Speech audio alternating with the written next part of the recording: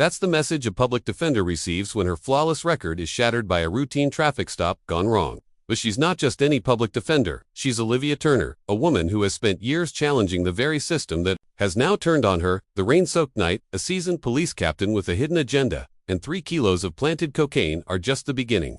Olivia knows she's a pawn in a larger game, a game that killed her father 8 years ago. Now, with her freedom and legacy on the line, she must fight back against a corrupt police department that believes it's above the law. The real question isn't whether she can prove her innocence, but if she can expose the truth before she becomes another one of their untold stories. Officer, I know exactly what you're doing, and that's why I've been recording you for the past 6 months. It's 9:47 p.m. on a rainy Tuesday night. Captain Frank Reed stands frozen beside a weathered Honda Civic, his flashlight beam illuminating the face of Olivia Turner. The 4-year-old black public defender stares back at him with unwavering resolve, her words hanging in the rain-soaked air between them. How does a young public defender with a spotless record end up with 3 kilos of cocaine in her trunk during a route on a traffic stop?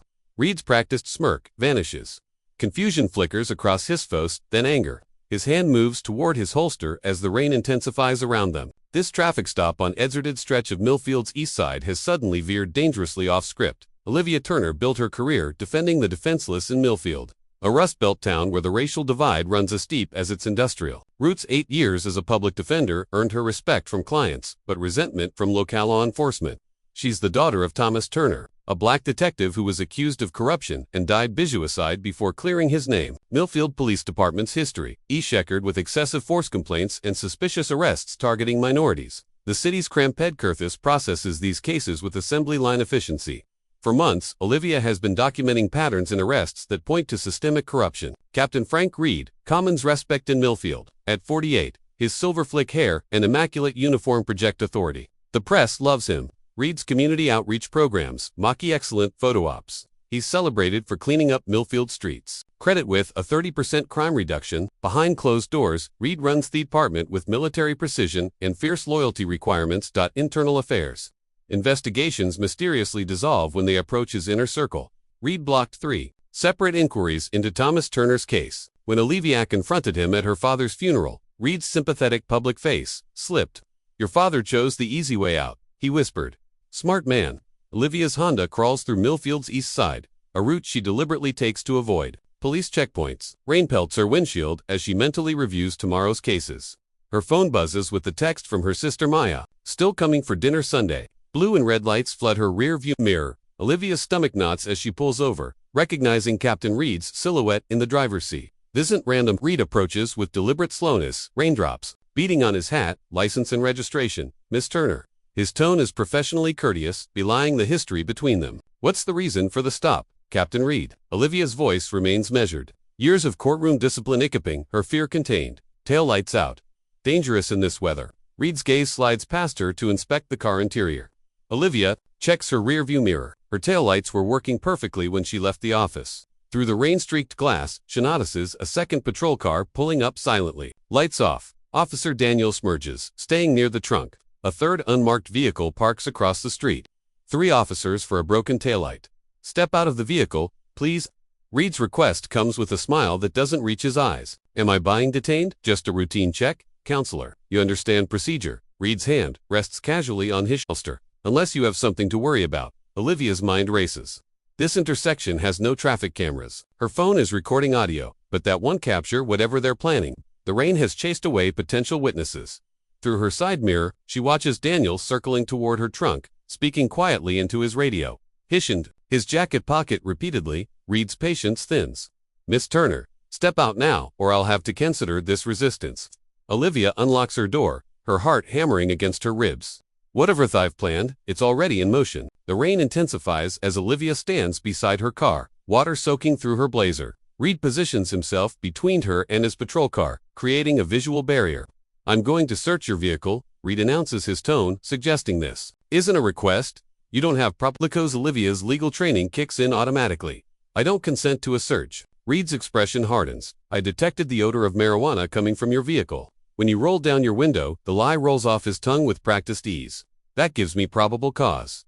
Across the street, a lone figure watches from a darkened storefront. The glow OFA phone illuminates their face briefly. Someone is recording. "That's impossible." Olivia protests. There's no marijuana in my car, and you know it. Red ignores her, nodding to Daniels. Check the trunk. Olivia attempts to follow, but Reed blocks her path. Stay where you are, Miss Turner. Behind them, Daniels pops the trunk latch. The rain as he slides a hand inside his jacket, removing a plastic bag. His body shields the movement as he quickly places the bag under the trunk's carpet lining. Captain, Daniels calls out, his voice pitched to Carrie. You might want to take a look. At this, Reed Smith twitches with the ghost of a smile before he composes his features into a mask of stern professionalism. Keep an eye on her, he instructs the third officer, walking toward the trunk. Olivia strains to see past them, panicizing in her throat. What are you doing? This is illegal. You can't plant evidence.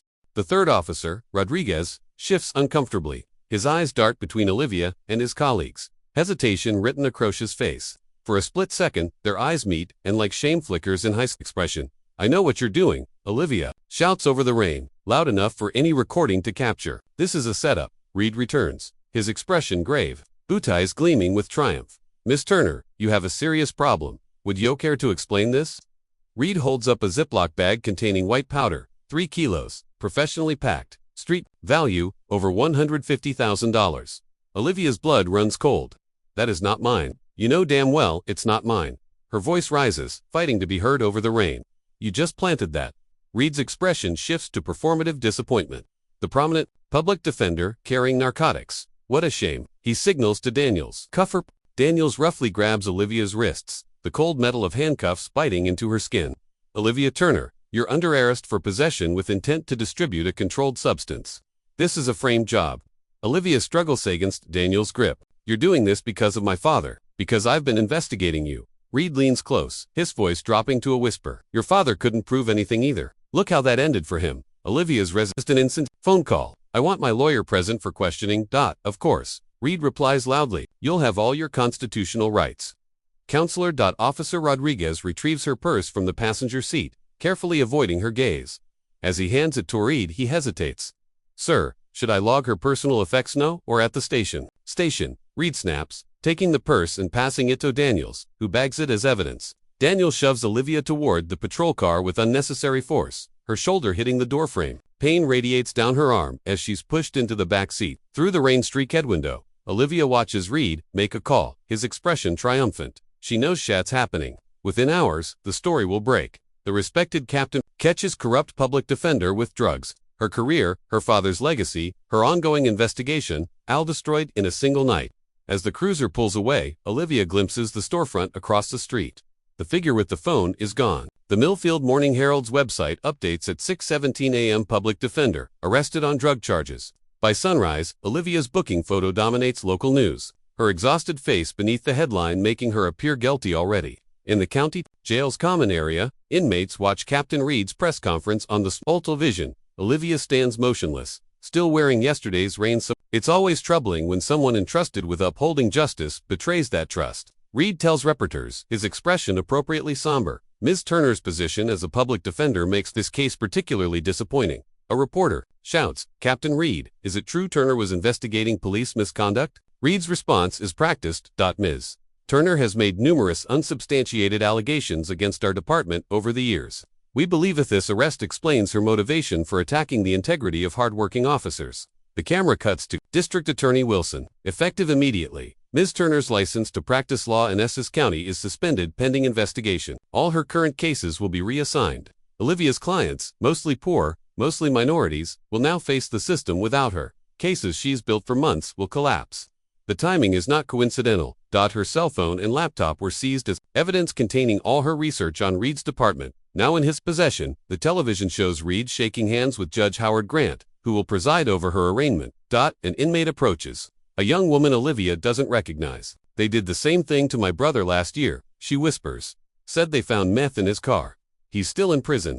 The news transitions to whether his guards approach. Your arraignment is in an hour. Olivia squares her shoulders. The system she's fought within 4 years is now closing around her. But they've made a critical mistake, assuming she didn't have contingency plans for exactly this scenario. Steel doors clang shut behind Olivia as she's escorted to cell block D. Orange's Pewitt slip-on shoes. Institutional dehumanization by design. The guards wano her from countless client visits now avoid eye contact. Her cell assignment is no coincidence. She shares it with Tasha Williams, a former nurse arrested 3 months ago for drug possession. Another case with Reed's fingerprints all over it. Never thought I'd see you on this side, Tasha says quietly after lights out. The darkness feels safer for truths. I didn't do this, Olivia whispers. None of us did. Tasha shifts on her thick mattress. They got Johnson last year. Martinez before that. Always the same. Traffic stop. Drugs mysteriously appear. Olivia sits up. All minorities. Every single one. And all of us had something in common. We'd crossed Reed somehow. Olivia's mind races. What was your connection? I was an ER nurse. Treated a kid beaten half to death in police custody. Filed a report. Tasha's voice hardens. 2 weeks later, Reed personally pulled me over. Through the night, Tasha describes a pattern. At least 7 people framed in 3 years. All cases involved Reed or his close officers. All victims had challenged police authority. Why hasn't anyone fought back? Olivia asks with what resources? From in here, Tasha laughs bitterly. Evidence disappears. Witnesses change stories. Public defenders are overworked. And now they got you. 2. Midnight count interrupts them. Flashlights sweep the cell, lingering on Olivia's face. They're watching you extra careful. Tasha observes after the guards leave. You must really scare them. Olivia stares at the ceiling. My father was investigating Reed 8 years ago. Has supposedly killed himself when drugs were found in his locker. You don't believe that? Never have. Olivia turns to face her cellmate. Reed thinks he's destroyed all my evidence. He's wrong. You kept backups. Tasha sounds skeptical. Better. Olivia lowers her voice further. I was counting on this happening. I've been recording everything for months. Visitation day brings an unexpected face. Officer James Foster, recently transferred from Chicago PD, sits across from Olivia in the contact booth. I don't know you, Olivia says flatly into the phone receiver. I know you. Foster leans forward. Your reputation, your father's case, too. Olivia's expression remains guarded. You're Reed's officer. I'm nobody's officer except the Poplix. Foster glances at the surveillance camera in the corner. I transferred here 3 months ago. Been seeing things that don't add up. Like what? Evidence alleging irregularities, missing body cam footage, officers with lifestyles their salaries can't explain. Foster lowers his voice. Reed runs the department like a thief. Anyone who questions procedures gets transferred to midnight shifts in the worst districts. Olivia studies him. Why risk talking to me? I'm toxic right now. Because checked your record. 15 complaints filed against police misconduct in 3 years. All meticulously documented, all dismissed. Foster's eyes hold hers. That's not coincidence, boss. So, why are you really here? Internal Affairs in Chicago sent me. Foster's submission comes as a whisper. There's a multi-jurisdictional investigation brewing. Your arrest accelerated. Things the guard calls, time remaining. I don't believe you, Olivia says loud enough for others to hear. Then softer, prove it. Foster slides a business card across the table. My personal number. Memorize it. As he stands to leave, Olivia asks, did you know my father? By reputation only. His cases had the highest conviction integrity rate in the department. Foster hesitates. Nobody who knew him believed was dirty. The guard approaches. Time's up. Foster raises his voice lightly. Think about a plea deal, Turner. It's your best option. As he walks away, Olivia palms the card, her mind racing. Allie or Elapretat. Either way, it's the first potential connection to the outside she's had. Courtroom 3 feels different from the defense table. Olivia's wrists and ankles are shackled, the metal cold against her skin. The gallery is packed. Colleagues, former clients, press. Maya sits in the front row, her journalist's notebook open. Judge Howard Grant enters, his golf tan visible beneath his robes. Olivia has lost cases before him that should have been slam dunks. His country club burship shares members with Reed's inner circle. Bail hearing for case number 2025 CR 1701, State vs. Turner. Grant barely glances at Olivia. Her court-appointed tenantry, a former colleague named Price, looks uncomfortable. Your Honor, Ms. Turner has deep community ties, no criminal record, and is an officer of the court. We request reasonable bail. District Attorney Wilson approaches the bench. Your Honor, the defendant was caught with 3 kilos of cocaine, street value over $150,000. Her position as public defender makes this betrayal particularly egregious. She maintains her innocence. Price counters. Ms. Turner alleges the evidence was planted in retaliation for her investigations into police misconduct. Judge Grant's expression sours. Serious allegations against decorated officers require serious evidence. Counselor evidence contained on her confiscated items. Price presses. We move that her phone and laptop be independently examined. Wilson interjects. Those devices are being processed as evidence of her drug network. They contain privileged client information that requires careful review. Judge Grant nods. Motion denied. Bail ICIT at $1 million. A gasp ripples through the courtroom. The amount is punitive, impossible.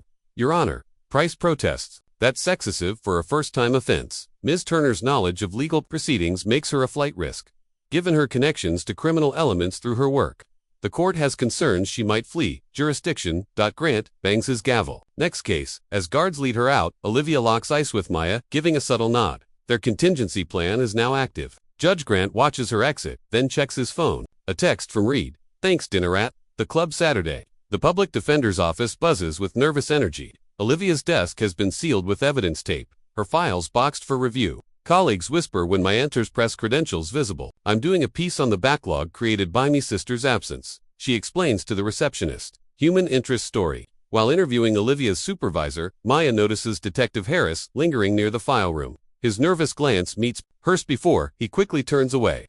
Later, alone in Olivia's office, Maya carefully photographs the space, noting which files appear disturbed. She slides a USB drive into Olivia's desktop computer, bypassing the login with a password they've shared since childhood. The hard drive has been wiped clean. Outside, Harris watches from his unmarked car. His phone rings, Reed's number there. Going through her Afasano, Harris reports. The sister, did you get everything? Reed demands. All physical files on the Johnston, Williams, and Lopez cases. Her computer was already cleaned out. What a boot cloud storage. Email accounts. Harris hesitates. It says there's no evidence of remote backups. She's too smart not to have insurance. Reed snaps, find it. Harris ends the call. Conflict evident on his face, an 18-year veteran with a pension 3 years away. He's watched Reed's operation grow from petty corruption to something darker. The Thomas Turner case 8 years ago crossed a line, but Harris stayed silent, complicit. He watches Maya leave the building, determination in her stride. She's got her sister's same fearless walk. Harris starts his car, but doesn't follow her. Instead, he pulls out a burner phone purchased yesterday and saves a number labeled Foster. The question isn't if he'll flip, but whether he'll do it in time to matter. There's a warehouse by the old riverfront, Tasha whispers during lunch. The cafeteria's clatter provides cover for conversation. Unit 17, West Side Storage. Reed meets his crew there twice monthly. Olivia memorizes the details. How do you know this? My ex worked security there before got set up, too. Said they'd move. Shipments at night. Expensive cars arriving, leaving lighter. Tasha pushes food around her tray. Companies registered to Clearwater Holdings. On paper, they import furniture. Olivia spells quickens. Clearwater Holdings. That was in my father's notes. Your father was getting close. Tasha lowers her voice as a guard passes. Recite. Isn't just planting evidence, the cocaine is real. They're confiscating from actual dealers, then reselling it through their own channels. A distribution network using police authority as cover. Olivia whispers. That's federal level, Rico. My bail. Hearings tomorrow, Tasha says. If I'm a kite out, don't go near that warehouse. Olivia interrupts. They'll know we talked. A shadow falls across their Tobel Officer Daniels, smirking. Turner, your lawyer's here. In the attorney room. Price looks exhausted. They've expedited your case. Trial date is set for next Monday. That's impossible. Discovery alone should take weeks. Judge Grant fast-tracked everything. DA is offering a deal. 5 years, if you plead guilty. Olivia leans forward. I need you to get a message to my sister. Tell her Clearwater Holdings, Unit 17. Price hesitates. They're monitoring my communications with your family. Then tell her, I said check Dad's fishing spot. She'll understand. Olivia's mind races. Also, I need you to request my personal effects inventory from booking. Why? Just checking they logged everything correctly. Olivia keeps her expression neutral, aware of cameras, especially my jewelry and watch. Price nods, confused, but compliant. What he doesn't know, the vintage watch Olivia wore during her arrest contains a micro SD card with encrypted files. Insurance that Reed hasn't discovered yet. Maya Turner, Possessor apartment. Phone pressed to her ear. This is insane. They're rushing her tow trail in less than a week. No discovery. No proper defense prep. On the other end. Price sounds defeated. Judge Grant is rubber stamping everything the DA requests. They've got her cornered. And the message, she said, check Dad's fishing spot and something about Clearwater Holdings Unit 17. Does it mean anything to you? Maya's breath catches. Yes, thank you. She ends the call and immediately pulls a battered tackle box from her closet, their father's last possession. Inside, beneath fishing lures, lies a sealed waterproof bag containing a USB drive. Maya's hands shake as she plugs it into her laptop.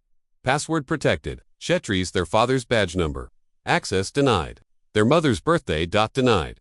Then she types read and the screen unlocks. The drive contains hundreds of files, surveillance photos, financial records, testimony transcripts, all meticulously organized. A folder labeled Clearwater contains property records and shipping manifests for a warehouse registered to a shell corporation with offshore banking connections. Her doorbell rings. Maya freezes quickly, ejecting the drive and sliding it into her pocket. Through the peephole, she sees a delivery man holding a package. She opens the door cautiously. Maya Turner. Yes, sign here, please. Nothing seems suspicious. After he leaves, Maya opens the package. Inside is a burner phone and a note in Olivia writing. Activate only in emergency. One number programmed. Trust no one else. Maya moves to her window, scanning the street below. A dark sedan is parked across from her building. Two men sit inside. Not bothering to hide their surveillance, she texts her editor, taking personal leave. Family emergency. Will call tomorrow. Then calls her closest friend, Sarah Parker, ex-5 forensic accountant.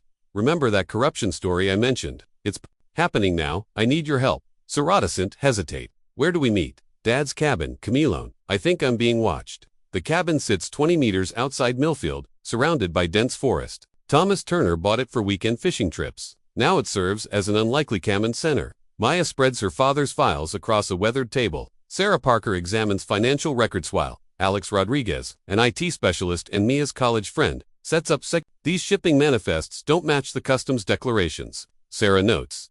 Clearwater reports importing furniture. But the weight distributions are consistent with drug shipments. Alex whistles. Your dad was thorough. GPS coordinates, dates, photos. He was building a RICO case. Until Reed framed him and drove him to suicide. Maya says bitterly. Maybe not suicide, Sarah murmurs, studying a document. Your father requested an FBI meeting the day he died. He never showed Alex's laptoppings. In their security system, warehouse has 4 cameras. Loading dock, main floor, office, exterior gate. The screen displays grainy footage. Ofunit 17. For hours, nothing happens. Then at 2:17 a.m., 3 police cruisers serve. Reed emerges from the first, followed by Daniels and 2 officers Maya doesn't recognize. They unlock the warehouse and carry in duffel bags. Those aren't evidence bags, Sir observes. No tags, no documentation. I'll run facial recognition on Theathers, Alex says, typing rapidly. 30 minutes later, the officers exit. Duffel bags are gone, replaced with envelopes. Reed distributes. Payoffs, Sarah whispers. Can we use S in court? Maya asks. Sarah shakes her head. Illegally obtained, but it tells us where to look for legitimate evidence. Alex swears suddenly. The third officer is Lieutenant Phillips, head of internal affairs. Maya's phone rings. The burner Foster's number. I found something, he says without preamble. Reed's planning a major shipment tomorrow night. $5 million in product, his biggest yet. How do you know Jerez is talking? He wants immunity, but he'll wear a wire tomorrow. We need more time. Maya says desperately. Olivia's trial starts Monday. That's why Reed scheduled it then. He'll be untouchable once she's convicted. Maya parks outside the Millfield Gazette, her workplace for 6 years. The editor agreed to meet, despite her leave of absence. She needs press credentials, TOACs, court records. As she exits her car, a black SUV pulls alongside. The window lowers, revealing Reed's face. Ms. Turner. His voice is conversational. Beautiful day, isn't it? Maya's heart pounds, but her voice remains steady. Captain Reed, fancy meeting you here. Not a coincidence, I'm afraid. Reed steps out, towering over her. Let's walk. They move toward a small park across from the newspaper office. Now Nissa's nearby. Your sister is in serious trouble. Reed begins. Bakosu planted drugs in her car. Reed chuckles. Allegations without evidence. Your family tradition. His smile vanishes. I know what you're doing, but cabin visits, the late-night meetings with Parker and Rodriguez. The warehouse surveillance. Maya's blood runs cold. How could he know all this? Your sister is facing 20 years. Reed continues. But the DA might consider leniency if certain inquiries were abandoned. Are you threatening me? I'm offering a drop whatever you think you're investigating. Convince Olivia to take the plea deal. 5 years, she'll be out in 3 with good behavior. And if I don't, Reed's eyes harden. Accidents happen in prison. Especially to ex-lawyers who made enemies putting criminals away. A jogger approaches. Reed steps back, professional smile returning. Consider your sister's welfare, Ms. Turner. You have until tomorrow to convince her. Reed walks away, phone already at high ear. Maya reaches her car, hands shaking so badly she drops her keys. Inside, finds a manila envelope on the passenger seat. Impossible, she'd locked the doors. Inside is a single photograph. Maya entering the cabin. Timestamp from yesterday. Scrolled across it, we're watching. She starts the engine, fighting panic. Instead of the newspaper, she drives straight back to the cabin. They need a new plan, and fast. We need to find the others. Maya announces bursting into the cabin. Sarah looks up from her laptop. What others everyone Reed has framed. Tasha told Olivia there were at least 7 victims over 3 years. Maya spreads out court records she'd collected before Reed's threat. We need their testimony to establish a pattern. Alex cross-references names with arrest records. Marcus Johnson, arrested last year, possession with intent. Former community organizer who led protests against police brutality. Elena Martinez, Sarah adds, schoolteacher who filed excessive force complaint after her brother was hospitalized during arrest. All minorities, Maya notes, all had challenged Reed or his officers, all represented by overworked public defenders. Alex continues, all took plea deals by midnight. They've identified 5 victims besides Olivia and Tasha Alsher, the same pattern. Traffic stop, drugs discovered, bail denied, expeditorial schedule, pressure to accept plea deals. Foster calls with news. Harris confirmed the shipment. Tomorrow night, 11 p.m., 5 million in cocaine coming in, distributed to dealers by Sunday night. Why such a rush? Maya asks. Reads, spooked. Your sister's investigation, your team's activities. He's accelerating everything before I to reach the other victims, Maya insists. Too dangerous. Foster counters. Reed's watching them. But there's something else. The dash cam footage from Olivia's arrest. It's been altered. 8 minutes missing exactly when Daniels was at the trunk. Can you prove tampering? Not without access to the original files on the department server. Sarah interrupts, pointing to her screen. I found something in your father's files. Reed deposits $50,000 cash quarterly into Anna Shore account. Been happening for 9 years. Right? After Dad started investigating him, Maya whispers, there's more. Sarah says, 5 days before your father died, he mailed something Toa, federal prosecutor in Chicago. There's no record of what it contained. Alex looks up grimly. We've got 72 hours for Olivia's trial. Reed's shipment is tomorrow. We need a decisive move. Vano, Maya secures a jail visit with Olivia, their last chance to coordinate before Monday's trial. The visitation room buzzes with conversation, providing cover. Reed threatened me directly. He knows about the cabin, our team, everything. Olivia's expression remains neutral for the cameras. They've expedited everything. Judge Grant denied all motions for discovery. Price is overwhelmed. We found Dad's files, the warehouse, offshore, accounts, everything. Foster says Reed is moving a major shipment tomorrow night. You've been talking to Foster. Olivia's concern is evident. Be careful. We still didn't know if he's trustworthy. Harris is cooperating too. Wearing a wire tomorrow. Olivia leans forward. Listen carefully. My watch, the one Dad gave me. They inventoried it in my personal effects. There's a micro SD card in the band adjustment hole. Reed doesn't know what's on it. Everything. 6 months of recordings. Photos, documents, all uploaded to a secure cloud server. Password is the date Dad died. Reversed. The guard approaches. 2 minutes. Maya nods. What about your phone? Your laptop decoys. Everything important is backed up, but Reed has them now. We're running out of time. Maya says desperately, trial, Monday, Reed's shipment tomorrow. It's not a coincidence. Olivia interrupts. He's clearing obstacles before moving the product. As Maya stands to leave, Detective Harris enters ostensibly to speak with another prisoner. He passes their table, dropping a folded note that slides to Olivia's feet. Once Maya leaves, Olivia in the bathroom. Reed has informants in FBI Chicago office. Foster is legit. Watch for Philippe's. Internal affairs compromised. 48 hours until they move you to state prison where Reed has guards on payroll. The countdown has begun. Olivia has less than 2 days before she's moved, beyond which the shipment happens tomorrow. Trial Monday. The window for justice. Closing fast. Outside the jail, Maya finds her tires slashed. A warning taped to her windshield. Final chance. Walk away. Sunday morning. 36 hours until trial. 14 hours until Reed's shipment. We need the watch, Alex insists. Hunch over his equipment at the cabin. Sarah nods. Without hard evidence, everything have is circumstantial. Maya's burner phone rings. Foster Reed's called an all-hands meeting tonight, covering the shipment. I've been assigned to prisoner transport tomorrow. They're moving Olivia to state prison at 6 a.m. That's not protocol. Maya protests trials at 9. Reed's changing the narrative. High-risk defendant justification. Once she's at state, she disappear into the system. The call ends, leaving heavy silence. We need to move now. Sarah decides. Maya, request Olivia's personal effects through Price. Alex, we need eyes on that warehouse tonight. Already ahead of you, Alex replies, showing a small drone controller. Industrial model, infrared Capel. Flight time.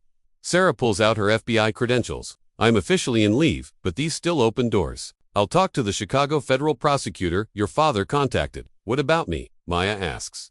Something Reed won't expect. Sarah says. Go back to Thessaly of Olivia's arrest. Canvass every business, every house. Someone else might have seen something. Maya drives to the intersection where Olivia was arrested. The gas station across the street has a perfect view. Inside, the clerk recognizes her from the newspaper. "You're that reporter, the one whose sister got arrested. Did you see what happened that night?" He hesitates. "Look, I don't want trouble. My sister was framed, please." The clerk glances around, then whispers, "Our security Kira covers that corner. Manager told police it was broken that night, but it wasn't. He just didn't want involvement. Do you still have the footage? Company keeps backups for 30 days. He slides Hera, USB drive. I could lose my job." Maya watches the footage in her car. Crystal clear. Daniel's approaching Olivia's trunk, removing something from his jacket, planting it. Indisputable evidence of a frame-up. She calls Sarah immediately. "I've got it." Proof Sundavening. Price arrives at the jail with papers for Olivia to sign. Hidden among them, a note from Maya confirming they have the gas station footage and Harris's cooperation.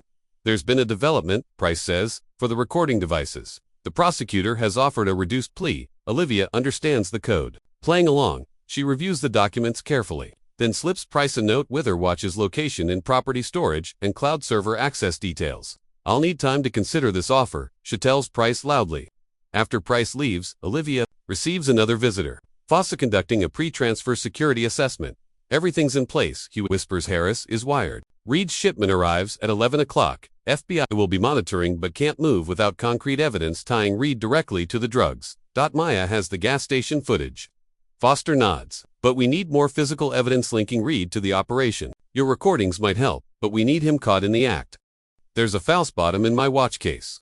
Olivia reveals GPS tracker. "I planted it in Reed's cruiser 3 months ago. Every time he's visited that warehouse, it's logged." Foster's eyes widen. "That's how you knew where to look." "I've been his movements for months. Every traffic stop where drugs mysteriously appeared. Every late-night warehouse visit. Each offshore account deposit. Why not go to FBI earlier?" After what happened to my father, I knew I needed ironclad evidence." Olivia leans closer. "Reed has someone inside the Chicago FBI office.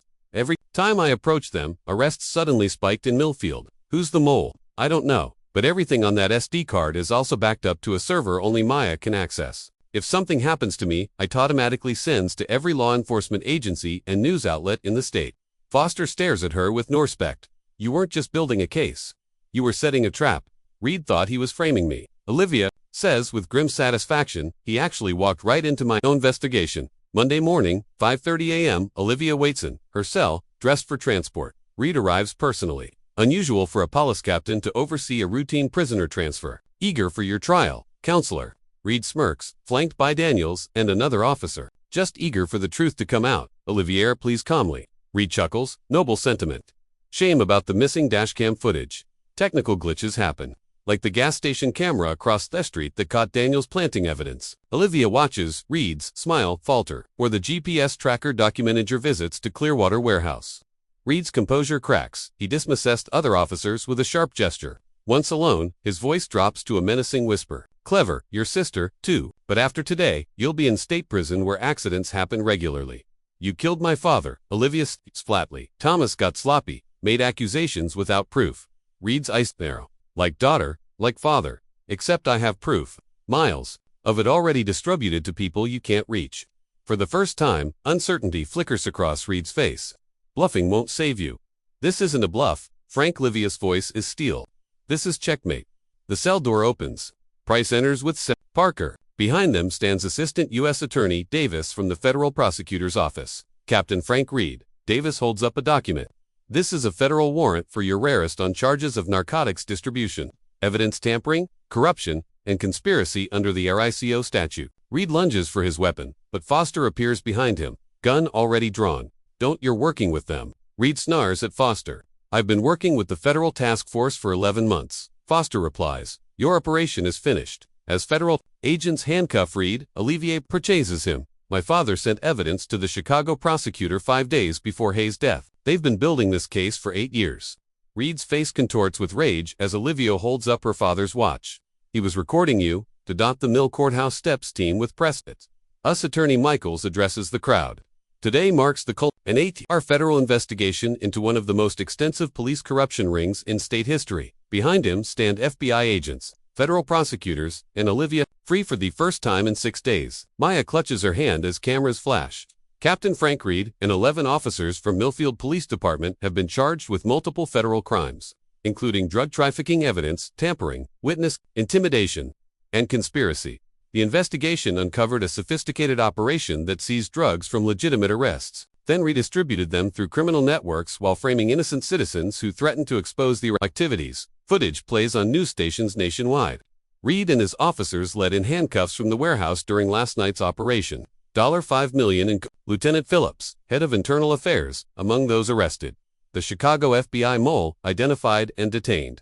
This case began with the work-off detective Thomas Turner, who first identified irregularities in evidence handling. His daughter, public defender Olivia Turner, continued his investigation at great personal risk, working with federal authorities to document the corruption that had infected Millfield's justice system. The charges against Olivia are dismissed with prejudice. Judge Grant resigns before impeachment proceedings begin.